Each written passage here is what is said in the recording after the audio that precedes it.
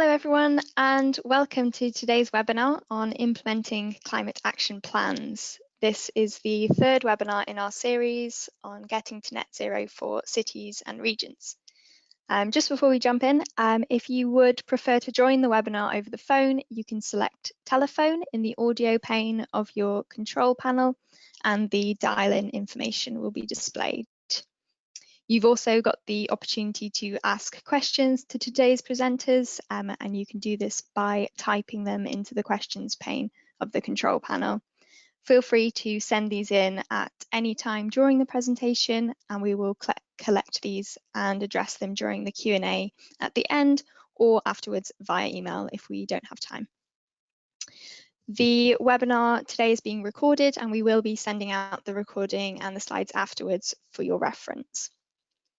Okay, so I will now pass you over to today's presenters, David and Claire. Over to you. Thank you very much, Annie. Good afternoon, everyone. My name is David Powsland. Thank you all very much for making time to be with us today, and welcome to the third session in our webinar series, where we are discussing various elements centered around net zero for cities and regions. Today, we will be looking at implementing climate action plans and how we go through the steps from understanding the initial projects and interventions we can undertake, how we get that through business case, and ultimately we recognise the benefits of decarbonisation. Annie mentioned that there'll be time at the end of the session where you can answer questions, so we can have a bit of a Q&A session. But just to start with, a bit more about myself and my colleague Claire. So I'm David Powsland. I'm a senior manager at the Carbon Trust, and I sit within the Cities and Regions team. Our team supports cities, regions and public bodies to address the climate emergency. We work at a strategic level. We support with technical and financial feasibility work. And ultimately, we aim to support implementation of decarbonisation. My particular focus is on the implementation side and how to actually get projects delivered. I'm going to hand over to Claire to introduce herself and take you through the first session.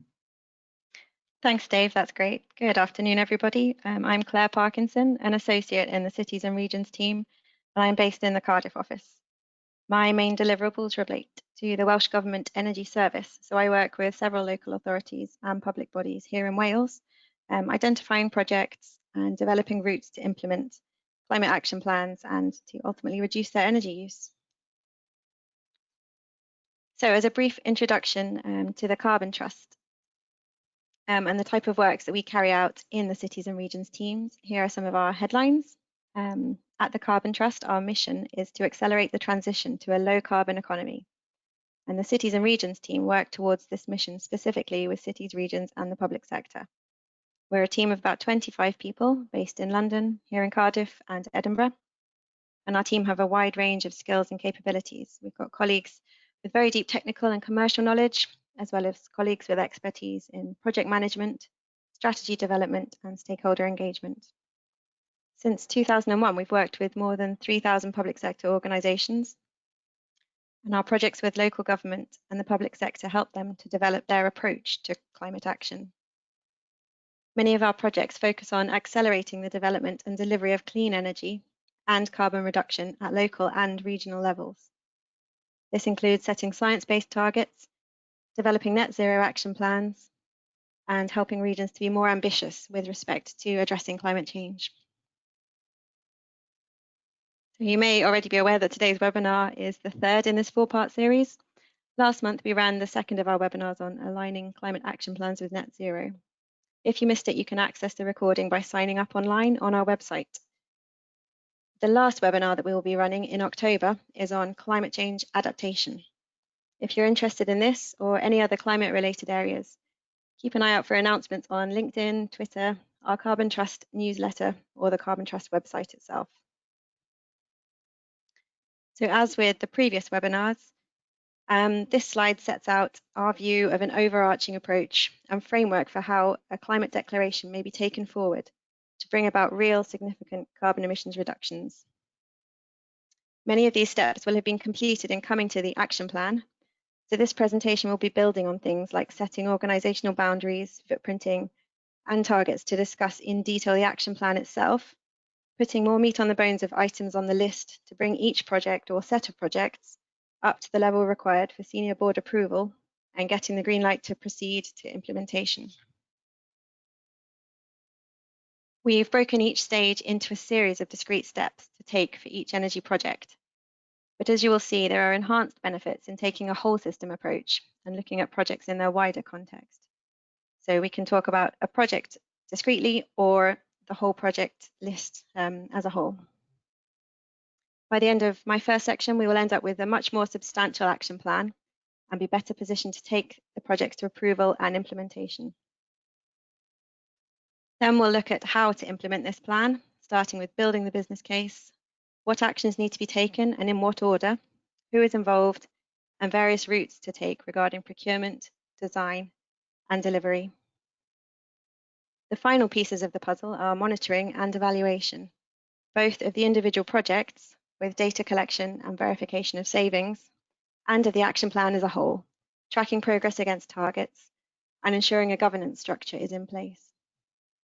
If you've previously developed carbon management, energy, or climate action plans for your organisation or region, the outline of this framework should be familiar, and hopefully you can take away some learnings from today on how to build upon your existing plan and the next steps to take for your organisation.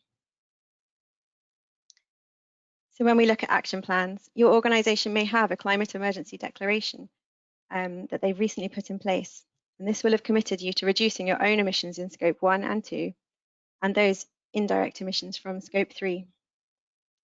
You may have an action plan already in place, in which case you will have gone through these stages, but it's worth ensuring that you've captured as wide a range of measures as possible by systematically looking across your whole operation.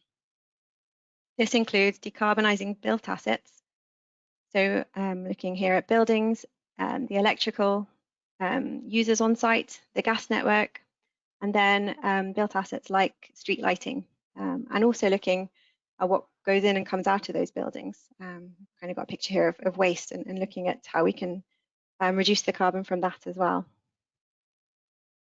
So we would look at energy efficiency, electrifying heat, on-site renewables, either building integrated or standalone systems, opportunities with your fleet, vehicle rentals, and even staff modes of travel for low emission or electric vehicles. And this would take advantage of the reducing grid emissions factor and possibly linking with renewable technology that you could put on site to power this transport. Working with your supply chain was discussed in the presentation last month, and projects arising from this can be added to the action plan, as well as those linked to specific organisational processes and any future building plans, how you can reduce the carbon impact from those.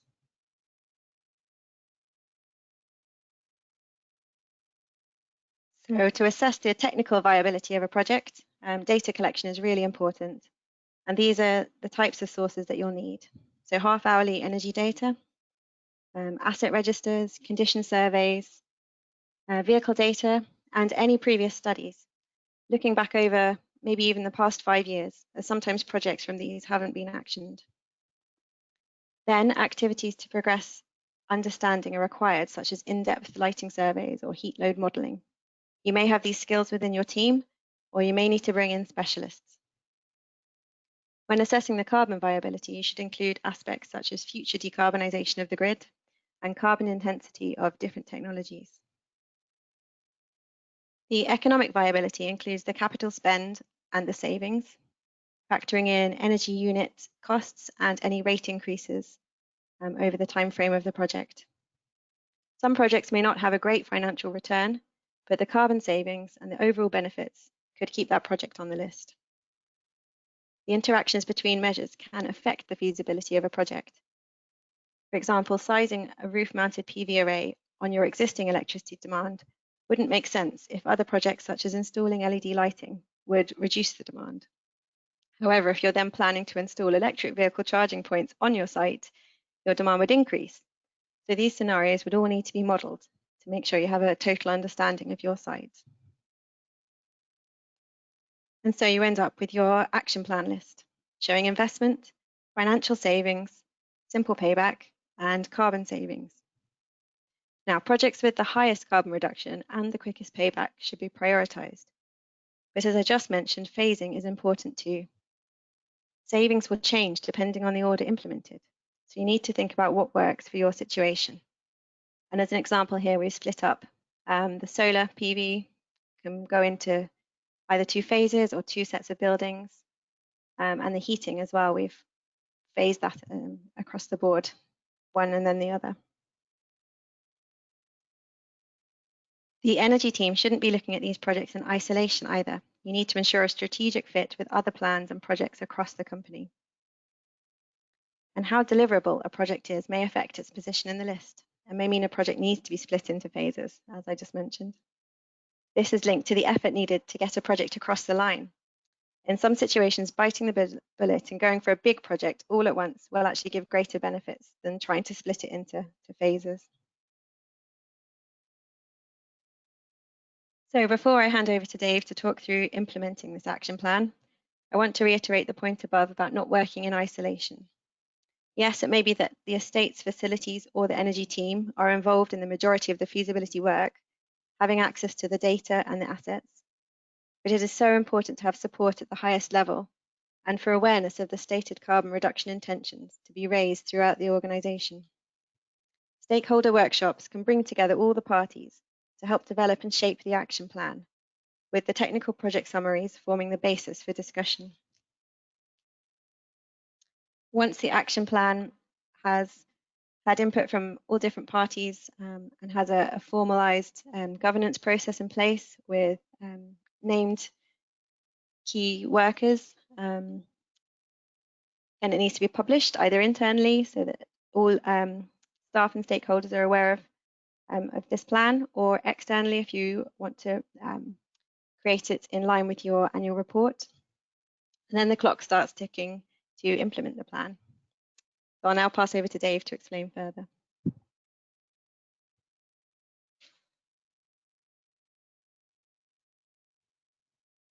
Thank you, Claire. So the next part is around implementation. We've actually split implementation into 2 parts itself. Firstly, the business case, and the business case is the foundation of the how, what, when, and why you're doing it. And so it's important that we focus in on what we're going to do. So firstly, we're going to talk around the approach that you're actually going to take to a business case. So this is picking up from you have your action plan, and there's an intervention that you now want to deliver. A business case can take many different forms and guises, but it's important to understand your own internal approval process for the scale of investment that you're asking for. So firstly, if you have a small scale intervention, it's something that you may have within your control, such as a behaviour change or a small process change that you can just do yourself. But if you're asking for money, you need to understand who's going to approve that and what they need to see. This slide references 2 formal HM Treasury guidance papers. In particular, the blue one, the Better Business Cases Guide. This really sets out the best practice to approach a business case. In general, for investment projects, there's 2 scales of business case.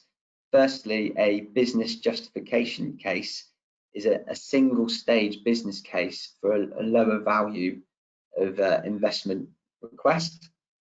If you have a large carbon reduction program or a large investment, you may need to go through a formal process of an initial strategic outline case to make sure that it's a strategic fit for your organisation, then into the outline business case, which sets out how you're going to do it and why, and that's really the crux of the decision making, and then the final business case when you have the final numbers and investment requirements to be signed off.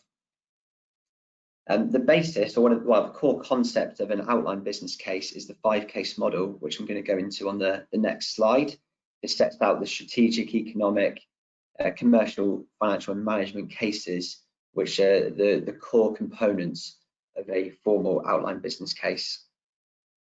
I think it is worth just noting that if you are doing a smaller business case, or you have your own internal approval papers, it's worth looking at these guides anyway and reflecting back on those 5 cases to really improve your own business cases.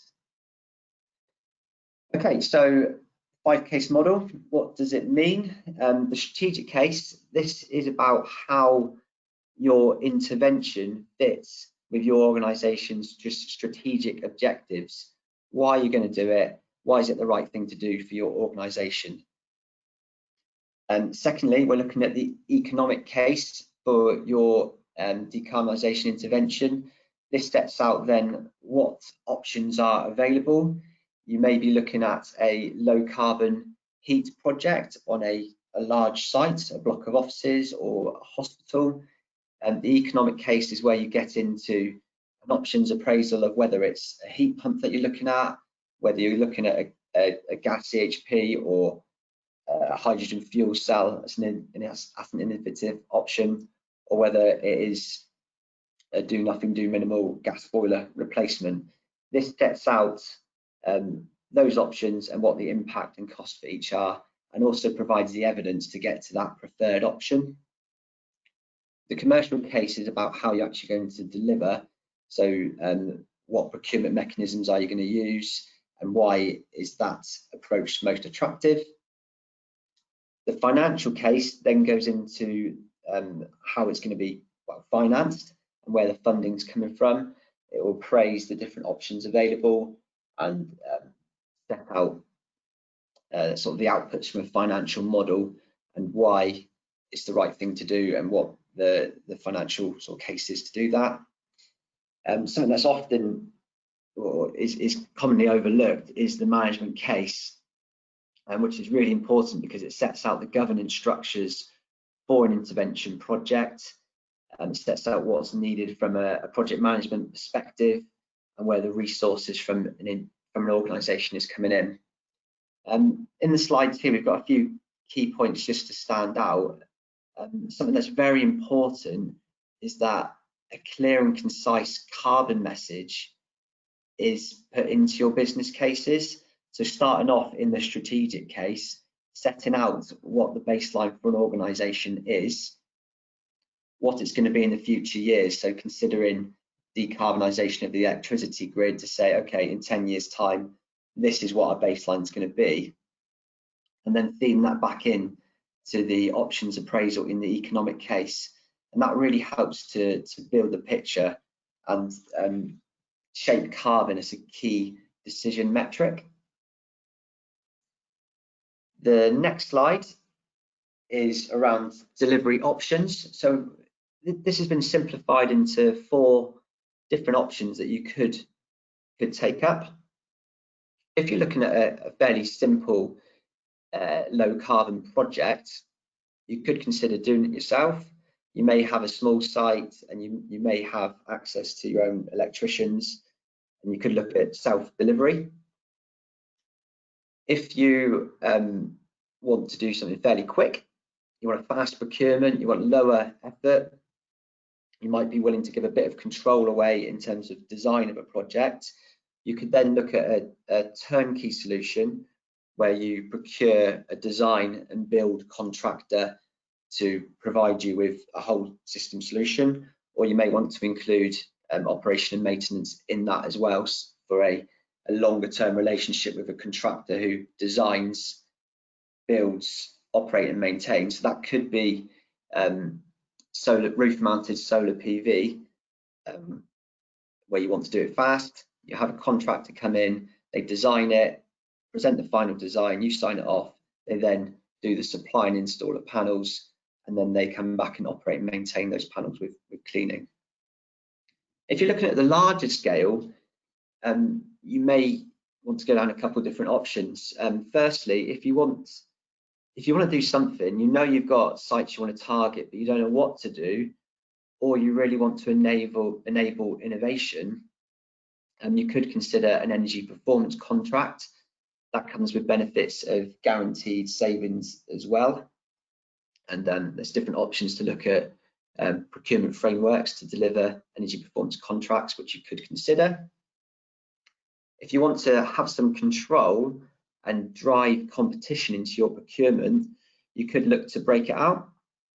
So you could look to procure a design consultancy to design your project. So for instance, now if you're looking at a large scale grid connected solar farm, you may procure a project design team to design that and take you through planning. But then you want to get value for money with your supply and installation of panels, so that you then go out separately and procure the build of that. So this is a slide just talking through a bit of thinking around how you may come to the decision of what delivery model to follow. So this is a process example for picking up on a roof mounted PV project and going through several tasks to decide what is the commercial delivery model for you. So you may want to understand what value you're getting in terms of power export arrangements. You might want to then appraise the different procurement approaches that we've just discussed, and then assessing the impact of that against your financial model. And then also finally, you could look to undertake soft market testing to see what appetite there is in the market to follow your chosen delivery route. Underpinning your decision making on your delivery model should be some critical success factors. So as part of the Better Business Cases guidance, you should think about what you want out of a project and what is the key critical success factors and the criteria that they are going to be assessed against.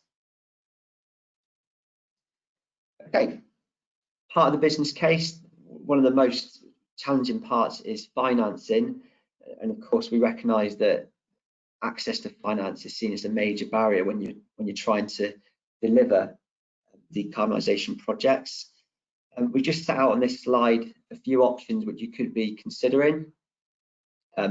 Firstly, the first two bullet points are around your own internal finance. You may have revenue available within your revenue budget or capital put aside specifically for an energy project or waste reduction project. Many organisations set up their own internal investor save pots, and of course decarbonisation often has a financial return, so you could look to access that. Outside of your organisation, you're then getting into the grant and loan scheme. If you're a local authority, you can access prudential borrowing through the Public Works Loan Board, or look to finance via a green investment bank. And Salix Finance in England, Wales and Scotland offer interest-free loans as well to the public sector.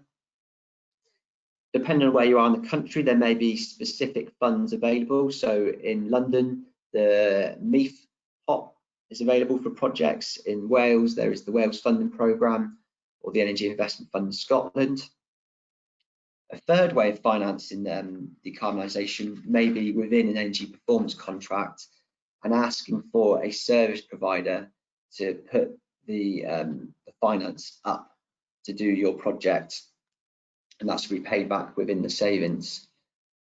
Something that we wanted to highlight at this stage, which is something to really keep an eye on, is that in a plan for jobs from HM Treasury released in July, and they committed to do a public sector decarbonisation scheme. And I think you probably see on the third line, the government will invest £1 billion over the next year in public sector decarbonisation. So what that means is, and in particular, it says we will offer grants to public bodies. So so obviously grants are not repayable. So something to keep an eye on and think about whether you have any shovel-ready projects which could take advantages of any schemes that are coming out. Final slide on the implement business case section is a case study slide on an outline business case that Carbon Trust has supported. This is a big strategic decarbonisation project for Cardiff Council, where we managed the outline business case process for the council. This is a heat network across the city of Cardiff, taking heat from an energy from waste centre. You might not be able to tell on the map, but just to the south is Cardiff Bay, and the red lines are the phase 1 heat network routes, with the black dashed line showing the potential extension for phase 2. And throughout this process, stakeholder engagement was key, and there's lots of different heat customers across private and public sector working with the energy from waste facility, going through the technical design process and legal agreements. So this all culminated in an outline business case which put forward why the council should commit to doing this. And this project has now just received £6.6 million in grant from the Heat Network Investment Programme in August. So we're supporting the council to pull that one, push that one forward. Okay, implement part 2.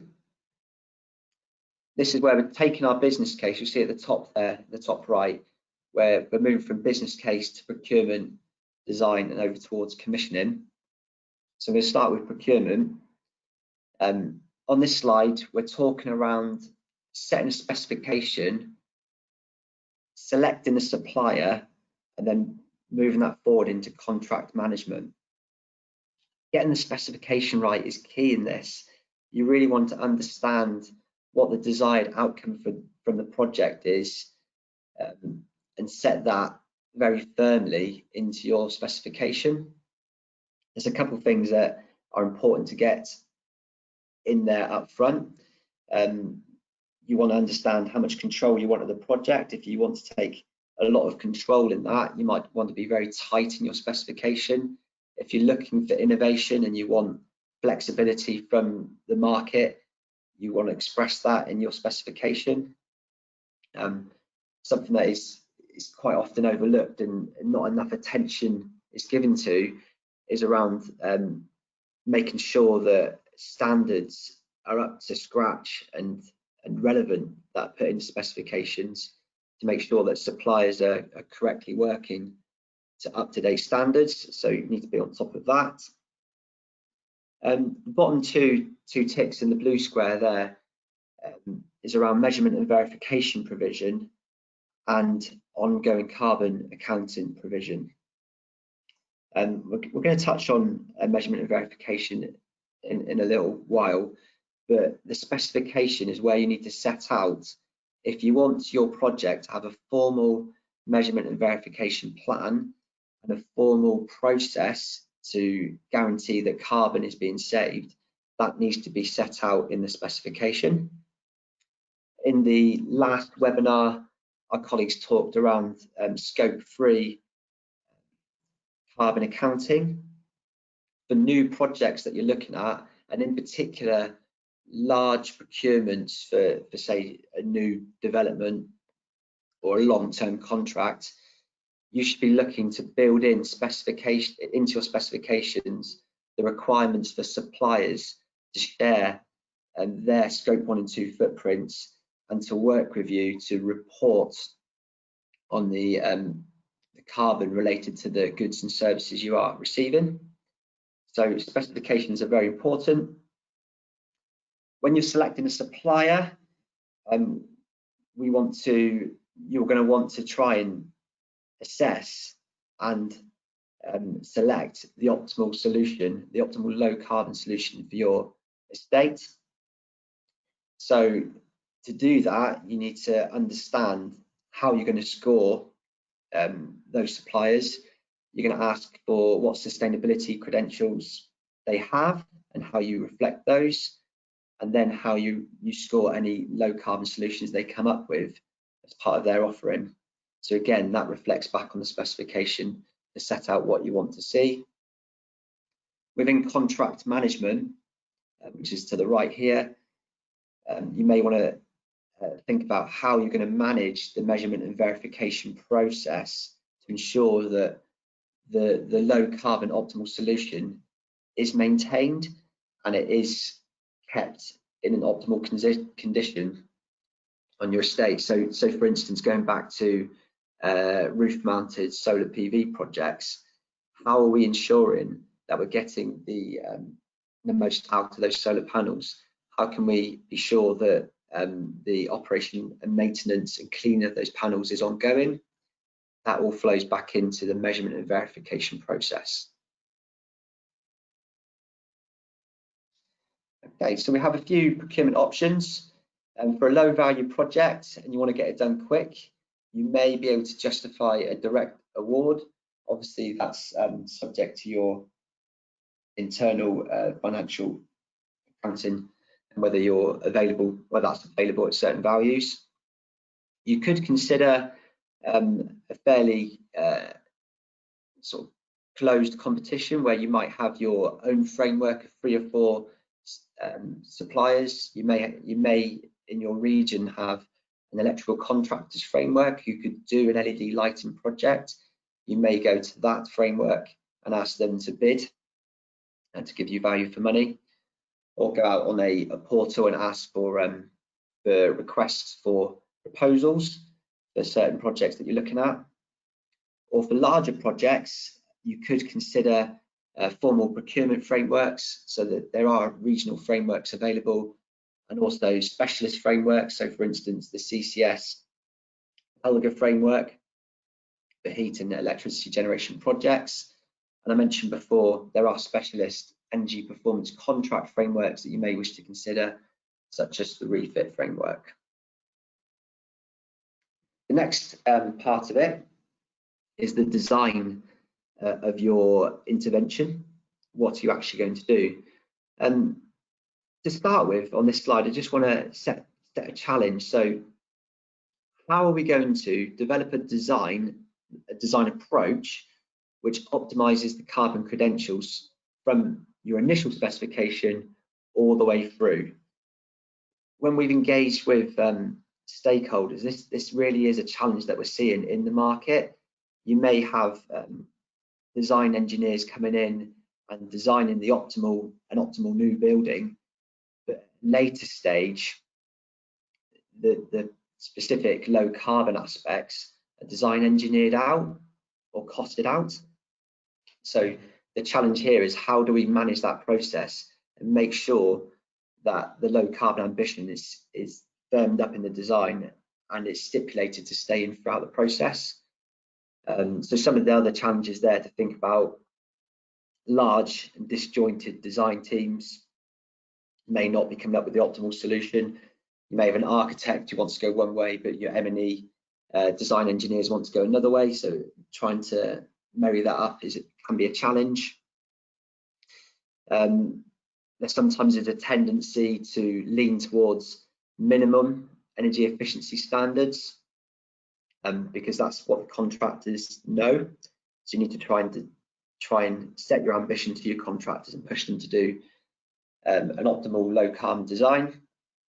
And I mentioned before, design engineering out the expensive high efficiency equipment to save cost. Something that's really important when you're in the design stage is to think about the future as well. Think about your future energy system. Are you going to need, if you're looking at a new development, a new building, how much electric vehicle charging infrastructure are you going to need? Can you put in ducting now or full EV charging points now, so that you're future proofed? How much power to the site are you going to need?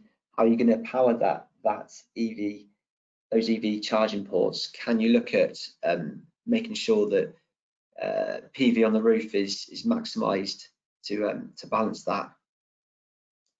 The key point on this slide is trying to bring that all together, and we believe that client side sustainability support and due diligence across the design team and across each of the process stages, so from your procurement specification through design and crossing over into the supply and install and commissioning, is really important to make sure that an optimal low carbon outcome is realised. Okay, so I mentioned measurement and verification earlier. In the design, if you've got a carbon efficiency project and you want assurance that savings are going to be achieved, both energy and cost savings, you can look to follow the specific international performance measurement and verification protocol, the IPMVP process. This is used as a foundation of energy performance contracts to make sure that guaranteed savings are recognised, but you can use the principles yourself for smaller projects also to give assurance that carbon is going to be saved. Within the design stage, the measurement and verification plan, which is a core aspect of IPMVP, needs to be built in alongside your project design documents. So going back to a roof mounted PV system again, you will have your design, probably through a specialist design software, and alongside that will be a dedicated measurement and verification plan, which sets out what the baseline is, what the expected savings are going to be, and how you're going to appraise that, both through commissioning and operation and maintenance. If you're looking at a bigger project, a new development or construction project, you can look to utilise certain standards, such as the Green Business Council's Net Zero Building Standard, which sets a framework to work through. And going back to my previous key point on sustainability due diligence support, part of that is you could have a sustainability lead and a governance structure built in to your REBA stage gate review process. So all the way from initial REBA stage 0, stage 1, all the way through, you have sustainability representation to keep that project on track. Okay, next slide. Supply and install and also commissioning included. So the key points I wanted to get across here is to make sure that in the supply and install stage, the most important thing is that the equipment that is specified in design is correctly installed and correctly supplied to site to make sure that you have a low carbon solution. And part of that is making sure that the internal organisations or contracted clerk of works is on top of commissioning and is very aware of the measurement and verification requirements. So they should be on top of the M&V plan and understand what equipment is going to be installed and has a big role to play in making sure that your supply and installation contractors are held to account. In terms of operation and maintenance, and the commission stage is very important. So the final point is around soft landings and making sure that a soft landings approach is correctly specified, and to make sure that your staff are going to operate equipment in the correct way. An example of where that may be challenging, and we see it in at a domestic scale, is the shift to low carbon heat with electric heat pumps. Building occupants are used to having heat whenever they want it. They're used to having a gas boiler, which is just plug and play, push a button and it goes. But when you've got an electric heat pump, it operates in a different way. So as our built estate shifts to low carbon heat, soft landings on how to operate that heat pump is critical. So the key point here is just to make sure that at commissioning stage, if you have when you have a clerk of works inspecting the supply and install of equipment, that they're very aware of the measurement and verification plan and have a role in signing that off at commissioning stage. Okay, so last slide in the implement section is a case study for Halvar University Health Board. This is a roof mounted PV project on 4 community hospital sites, fairly small in size, only totaling 100 kilowatts. But this is a project we were involved with all the way through the process. So Carbon Trust worked with the health board to assess which procurement process they should follow. So they decided to go with a procurement framework of specialist PV providers. We supported the health board to access finance. They used the Wales funding programme based in Wales. Carbon Trust can support you and other organisations with developing the invitation to tender. So we put together the specification which went out to the procurement framework for the roof mounted PV, and very important is to manage the clarification process to make sure that the low carbon ambition isn't dulled down through supplier questions, and of course facilitating scoring to make sure that the optimal solution is procured and the best supplier for the job is put on board. And of course the final stage is independent measurement and verification to make sure that the installation is achieving what it's set out to achieve. Okay, the final stage in our process is monitoring and evaluation. Firstly, we're going to stick with the project interventions side of things and look at measurement and verification of the intervention itself. So I've talked through quite a lot of these aspects before. So IPMVP is a framework that is accessible to use. If you just search online, you'll find it easily. And it is obviously very important for energy performance contracts where you're trying to guarantee a saving. The key aspects of measurement and verification to IPMVP are: number one, a compliant measurement and verification plan, and that's built into the design stage. And then secondly, the key aspect to draw out is which option you're going to take forward in terms of verification of the carbon and energy savings. Option A is effectively an estimation approach for savings at the commissioning stage of a project.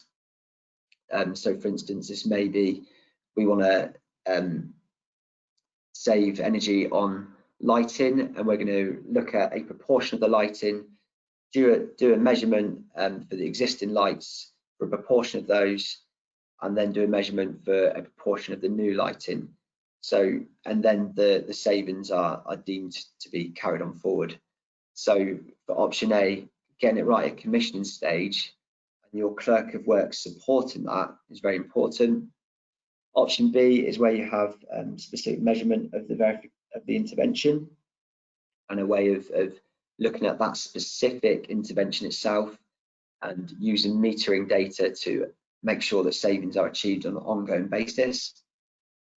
And option C is a facility level approach where the intervention or groups of interventions, if you're looking at an energy system, say for instance lighting and PV and energy efficiency for motors altogether, you may decide that a facility level approach is the best way to manage savings. A key point here is around independent M&V from certified professionals can give you the expert assurance that you may need. So in particular on large investment projects or large energy performance contract projects where your service provider will likely have a measurement and verification specialist on their side presenting you with a report. If you were to access independent M&V support, you can then have your own internal due diligence to make sure that those savings are being achieved. If you are undertaking independent measurement and verification, it is best to engage that at the M&V plan stage, because getting the M&V plan right at the design stage can save a lot of issues later down the line if there's any disagreements with regard to what savings are being achieved. The final slide in the process is then stepping away from a specific intervention and looking back at what you're trying to do. How successful have you been at actually getting your action plan delivered? How many of the interventions have you got across the line? What's the progress against the timescales that you wanted to achieve that? And how are you progressing with your carbon footprint against the target that you would have set out? So measure, manage, reduce, and certify is a framework to think about for this. One thing that you may wish to consider in particular on the manage side, when you're implementing your action plan, can you wrap that up into a specific standard? So for instance, the ISO 50001 energy management standard sets out a way of working for your organisation which allows you to manage to a structured way the delivery of an action plan. That's something you may wish to consider.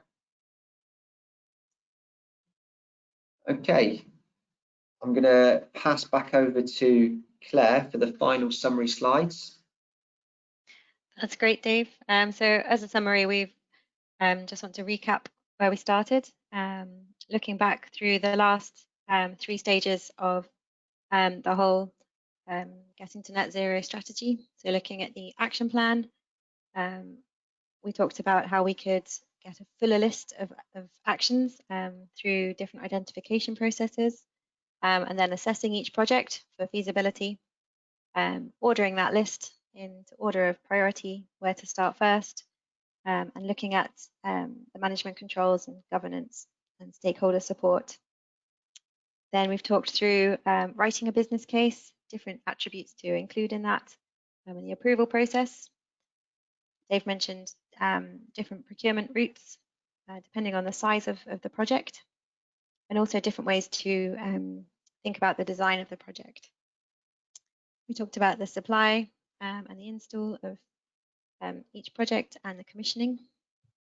And lastly, we've wrapped up looking at monitoring or measurement of the project itself and monitoring the whole plan in general.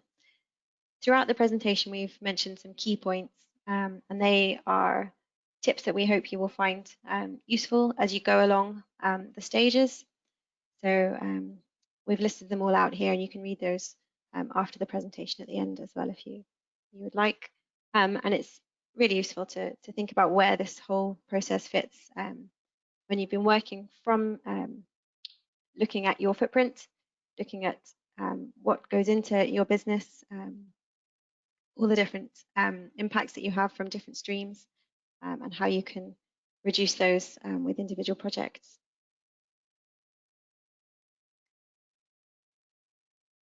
So we are going to take questions in a minute, but before we do, I just want to mention some ways that the Carbon Trust may be able to support you and your organisation. We mentioned at the start our framework for climate emergency support, and we are supporting a significant number of public bodies and local authorities to deliver bespoke packages of work to understand the roles that they can play in reducing the carbon emissions. This ranges from early stage scoping work to better definition of an approach to carbon neutrality and getting to net zero. For those organisations that have already got a handle on their direction of travel, we're also supporting more detailed action plan development. As part of this, we have a big focus on accelerating delivery through detailed planning, business case development, and implementation via project management, procurement support, and monitoring and evaluation.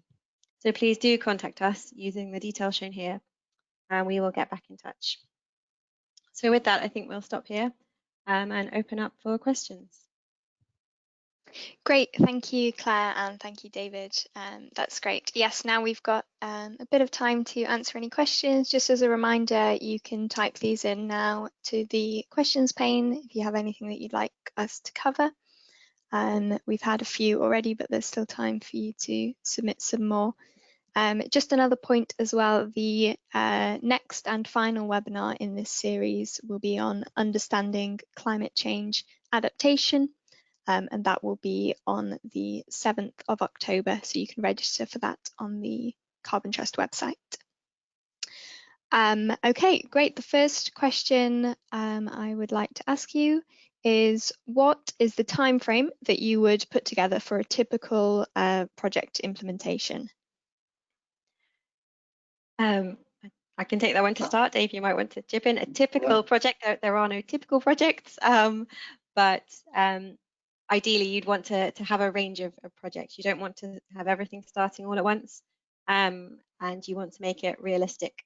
So you need to be looking at the time frame for each individual project, how that's going to impact future projects, whether you are phasing them and doing them consecutively, or whether you're going to have a range of measures running concurrently. But the impacts that would have on measurement and verification, and how you can monitor the effect of each project if you're starting everything all at once. The other thing to think about is the strategic fit of your projects and how you're going to plan that for your estate, or when things are going to happen anyway. You may have a target to be at a certain % reduction on the baseline by 2030. So can you afford to do things too slowly? Is it better to group projects together and deliver a bigger scale investment through an energy performance contract to get the scale of impact that you want and need, and do it slower, rather than say having a smaller program of doing low-level lighting upgrades and PV upgrades or heat projects? Is it better to wrap it up into a bigger energy performance contract and have one hard-hitting, slower project, but ultimately is higher impact? So that's something to think about. Great, thank you both. Next question is, would you have any guidance on the energy performance contracting approach? I can take that one. The answer is yes. We provide services for support to access to energy performance contracts. So we provided government supported services in Wales to support access to the refit framework in the past few years when it was of access in Wales. We're also supporting access to the refit in London as well.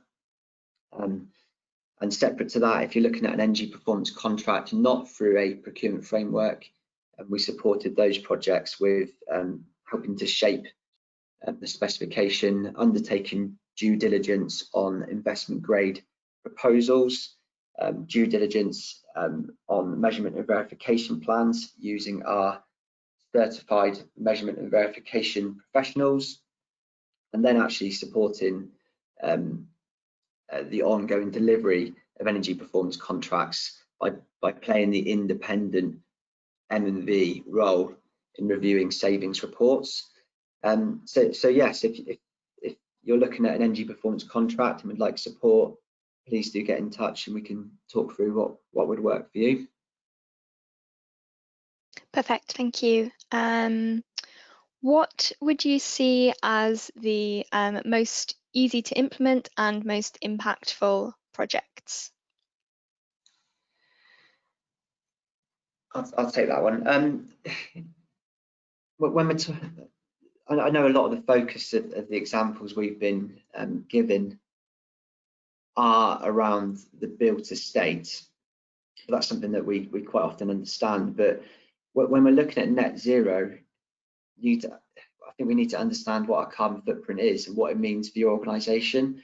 For instance, if you are looking at scope 1, 2 and 3, then procurement will have a big part to play in your emissions.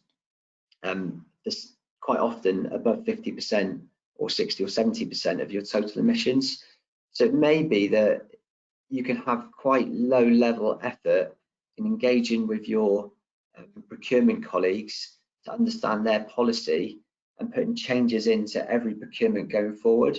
For instance, procurements above a certain level of investment, you could try and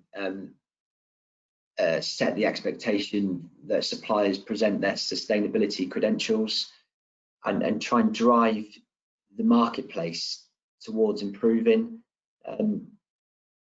their sustainability. So fairly low effort changes to policy can have quite a big impact if you're trying to do it that way. And when you're looking at the built estate, we all know that LED lighting, if you've still got fluorescent lighting on your estate, if you're changing from T8s to LEDs, you're going to get a 50% saving around abouts. So that's high impact.